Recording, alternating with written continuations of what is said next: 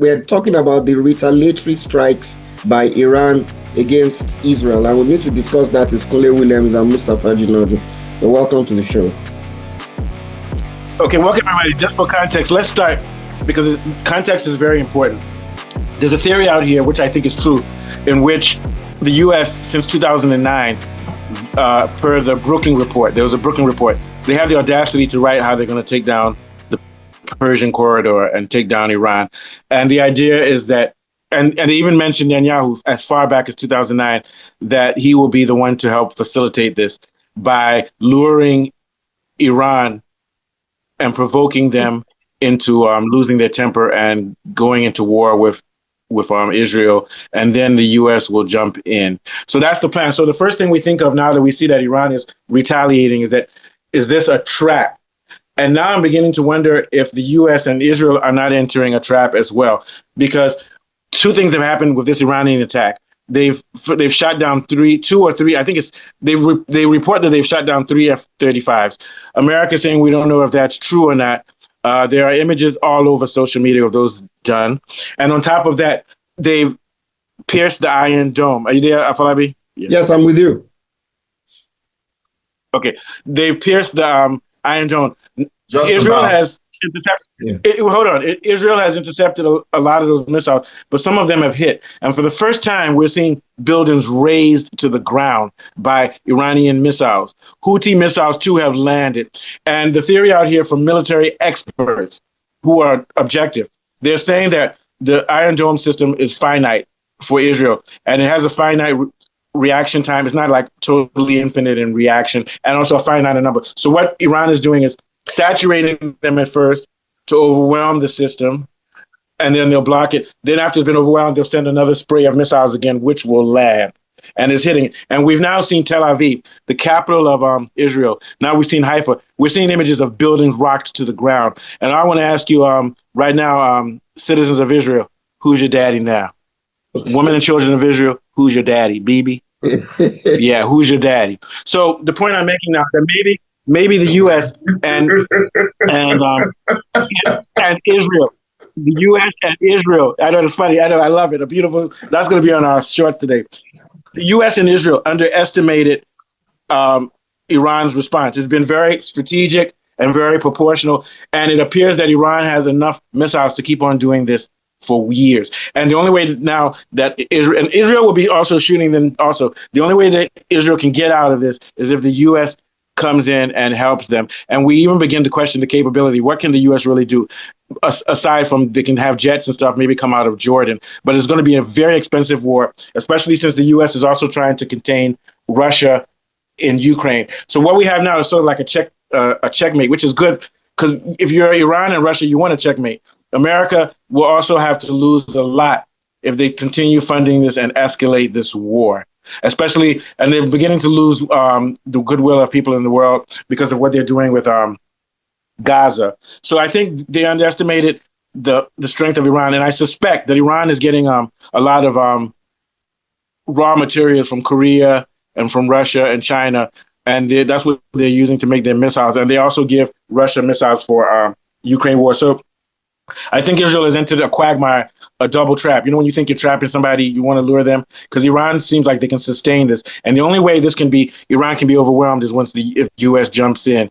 And that's not going to happen right now because the whole world has said this was a unilateral attack by Israel and unjustified. So if the U.S. now jumps in, it's going to make them look like they are also entering an unjustified war. So we're entering this is a very strategic time in history. I'm hoping that it doesn't get to the point where the U.S. actually jumps in. I don't think they can right now, but what do you think, Kunle? Yeah, if I was Iran, I'll play this game very strategically. They need to avoid striking America. But what they can do to dissuade America is to get the Houthis to warn America that if you intercept or intercept any weapons from Iran going into Israel, we're going to start blockading you on the sea again. We're going to resume that blockade. So you stay away from it. That America just stay out of it, and nothing will happen to you. Because what is inevitable is that once Iran retaliates, it's inevitable that America is going to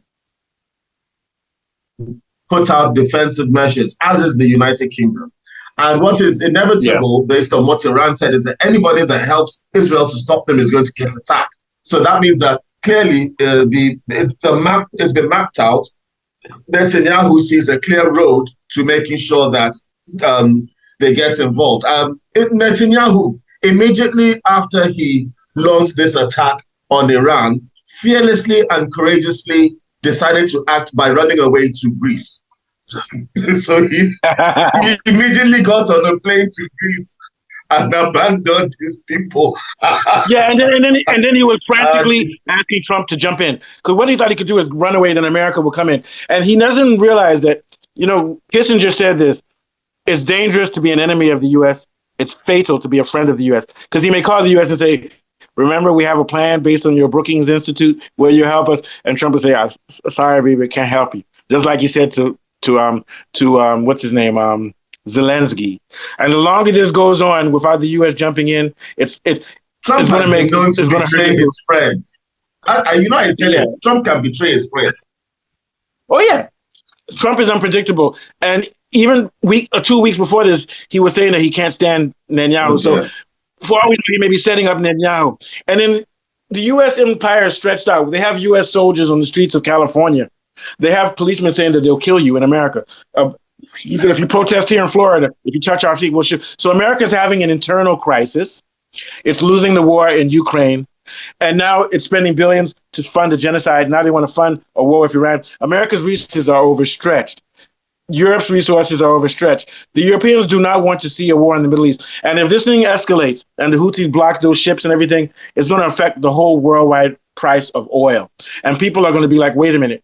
Let's figure out how do we get here. We got here because of Israel. Fuck you, Israel. Fuck you, Trump. Fuck you, America. And then you think once price of gas goes up by quarter, like imagine Nigeria, the price of gas goes up by petrol goes up by 400%. That's going to lead to violence and overthrow of the Nigerian government. Not just Nigeria, all over the world. If there's no issue, there'll be no wars in the Middle East. Yeah.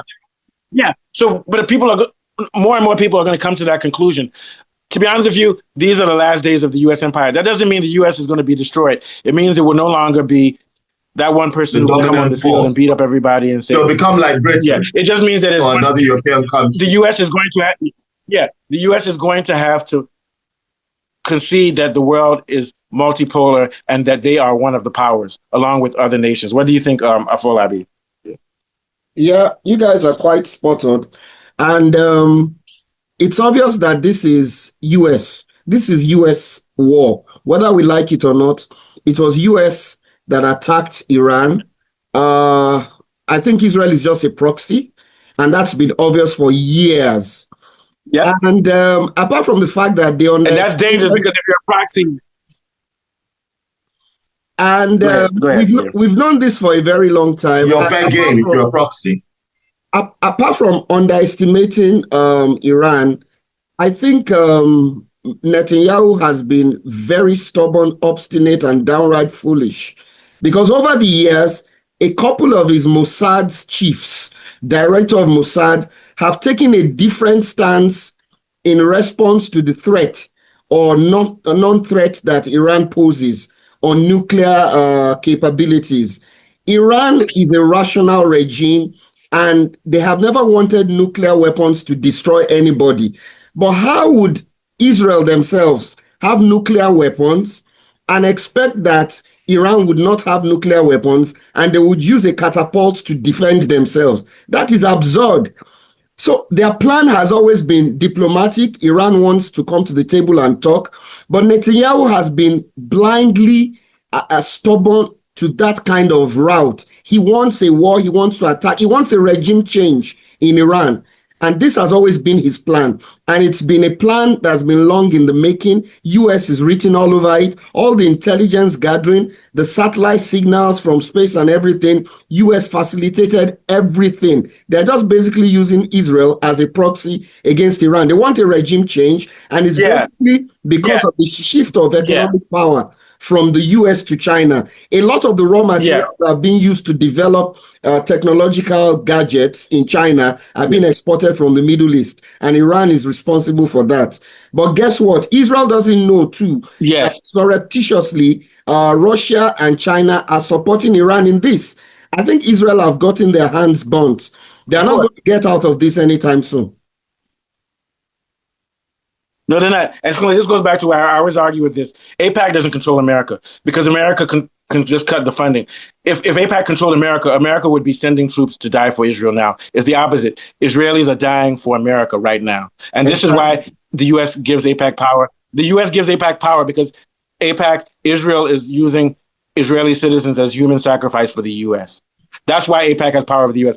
U.S. says, okay, you kill your children, you kill Palestinians, then we'll give you power. But who's the person dying? Americans aren't dying. Israelis are dying. What do you say, Conde? Yeah, this entire plan, Netanyahu has actually since 1992, he's been saying that Iran is 1 or 2 years away from a nuclear weapon. And if you look at the narrative that's being spun in Western media, they keep saying, instead of saying it's an unprovoked attack and an act of military adventurism, which is what it is, they're calling it a preemptive strike.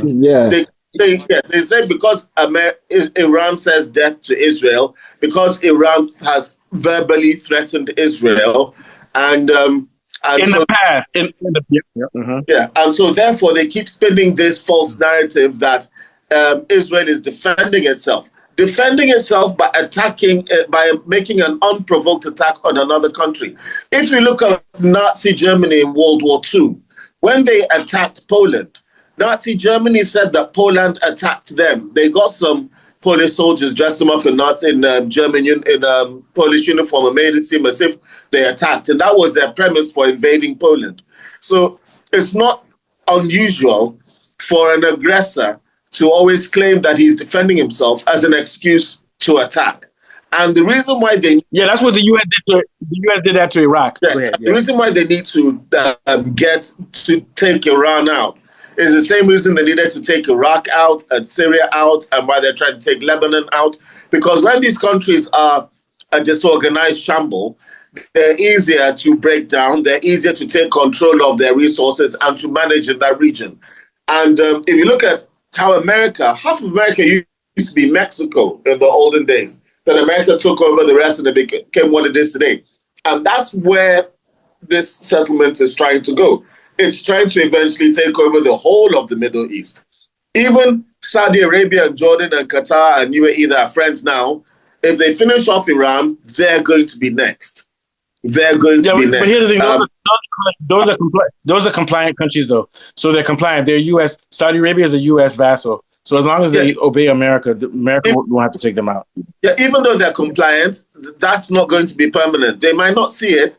Even though they're compliant, they're going to get taken down by Israel once Israel has managed to get past these initial stumbling blocks. The compliant ones, and they want to make them either compliant or disorganized. Then they can break them down and take them one by one by one by one. And that is why it's so important. They need to split this Iran, they need to break Iran. So when they've now managed to suck America into the war, America takes down Iran, Iran turns into another Iraq or Libya, another war zone. And that's the end zone. That's the end game that Netanyahu plans for Iran. Yeah, but the thing is, so this is why for everybody in the world that tells Africa and Asian and South American countries that, oh, Russia and China are trying to use you. Let them use us, because by us joining BRICS, they're the only security we have right now. If not for BRICS and Russia and China, Iran would be leveled to the ground right now. What do you think, Afolabi? Then we'll come back to you. So that's the only, you're absolutely spot on there. That's the only thing that is restraining. BRICS is the only thing that is restraining the West from leveling Iran. And the way it is now, Iran is going about this campaign in a very methodical way. Iran has a lot of missiles, diverse types of missiles, cruise missiles, medium, surface-to-air missiles. Some of them are old, some of them are modern, some of them are very sophisticated. But they have started with the old ones first. They are trying to overwhelm the Iron Dome system to the extent that the thing can become fallible, and it's actually fallible. and we're seeing signs already. And they have a lot Oh, of... it's fallible, yeah. It's fallible. By the time that thing becomes very weak, they will start to launch more sophisticated missiles because they have a lot of them. And don't rule out the possibility of this turning out to be a nuke war. There's a possibility of that.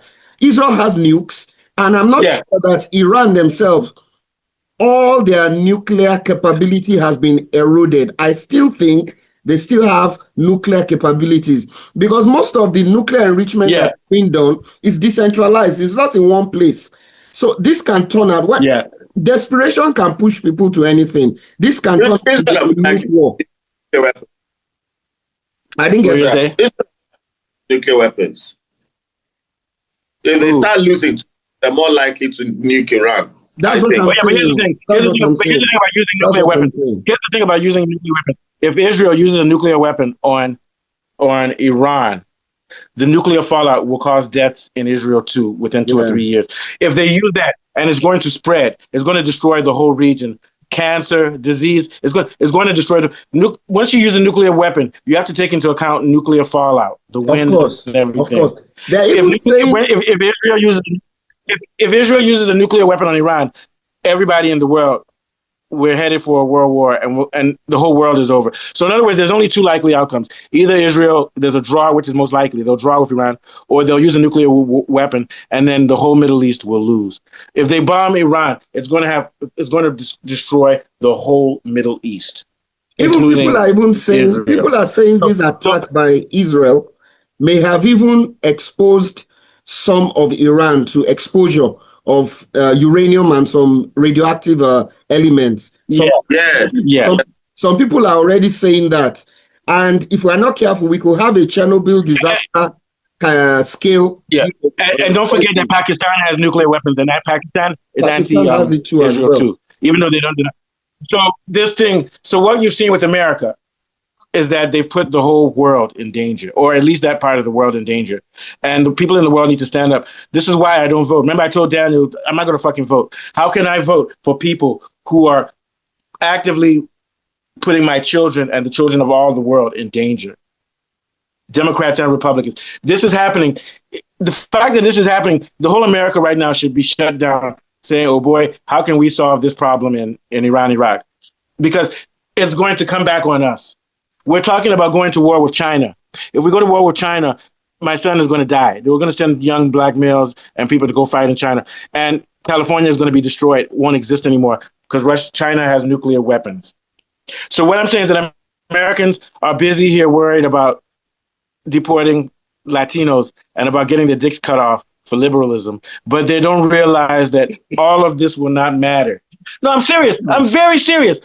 All of this will not matter if we continue to let Israel, Ukraine, Russia, all of these conflicts continue to grow. It's going to destroy the whole world, and we're going to be living in the Stone Ages, and there's going to be crime. Somebody could come to your house and rape your family because once there's no authority, once there's no governmental structure because of a nuclear war, that means the strong shall survive. People can come to your house, kill you. There'll be no police to help you. They're putting all of us in danger. What do you think? The state of anarchy. Yeah, the very thing, no King's protest, actually conflicts, but they're going to figure it out soon. They've almost figured it out.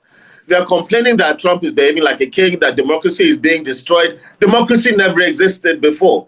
They begin to realize this. The reason for riots is not so much because Trump is a bad person, but because the Democrats are not opposing what he's doing, because much of what he's doing is in line with AIPAC, which is in line with what Democrats want to do in the first place. So you know what it is? They're a gang of thieves. They're a gang of thieves. Thieves. Position that both parties are compliant. That's the problem. It's not that Trump is bad. It's that everybody's agreeing with him, including the so-called opposition. Yeah. So there's unified view. I don't see AOC, that woman that everybody loves in America. You know AOC, Cortez. She's always on Instagram. I don't see her saying my party is putting the world on the brink of war, and the Republican Party. I don't see her saying that. She's saying, go, man. You go, man. We're not going to call you man anymore. We're going to call you ma'am. You know, that's what she's worried about. They actually want to go to. The Democrats will go to. The Democrats supporters will go to war. They'll actually go to war for the right for a man to be called her or she in class. They'll go to war for that, but they won't go to war for. They won't go to war to save children in their own country or children in Palestine. No, literally, they'll go to war. These guys will go to war to protect a man's right to be called woman. Literally, they'll go to war. What I mean is they go to court. They say in schools, if a child, they want to make it illegal to call a boy he if he wants to be called she. They want to make it illegal. Yeah. They're willing to go to that level, but they don't want to make it illegal to be able to buy automatic AK-47 from the store. No, these guys are mad. What are your last thoughts, Afolabi?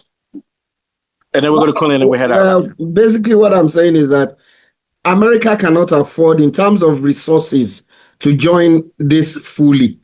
They have their hands full, and the problems they have internally are enough for them to solve. If they go fully into this war, they're going to have a lot of financial regrets, because American bases around the world are going to be targeted. And don't rule out China, India, and possibly even Russia, despite the fact that they engage with Ukraine, joining in this or supporting Iran in a surreptitious way. So this was a very stupid move. It was a stupid move by Netanyahu. Thank you. He should never have done it, basically. Thank you. Very good. Good. Okay, Quillen, your last thoughts on this, then we're going to talk quickly about the World Club World Cup. Okay, yeah, I think that Netanyahu had to do this because, he's facing corruption charges internally within his country. If the war ends or all of this ends, then he's going to start having to account for himself. So all these things are to make sure that he propagates himself inside office. It's very, I wanted to stress the